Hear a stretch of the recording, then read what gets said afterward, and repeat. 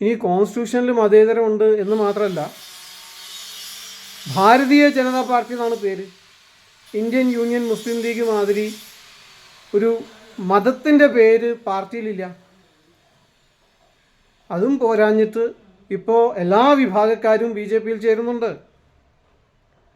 ക്രൈസ്തവരുണ്ട്, ഹിന്ദുക്കളും സിഖുകളും ജൈനമതക്കാരും എല്ലാവരും ബുദ്ധമതക്കാരും ആദ്യമുണ്ട്.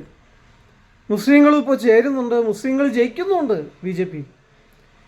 പിന്നെന്താണോ മതേതരത്തിന് കുറവ്? മതേതരം, ഭാരതത്തിലെ മതേതരം എന്ന് പറഞ്ഞാൽ മതമില്ലാത്ത, ദൈവമില്ലാത്ത, ദൈവവിശ്വാസമില്ലാത്ത ഒരവസ്ഥയല്ല.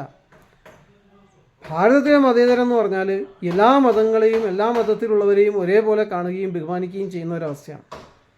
അത് ബി ജെ പിയിലുള്ള എല്ലാ നേതാക്കന്മാർക്കുമുണ്ട്.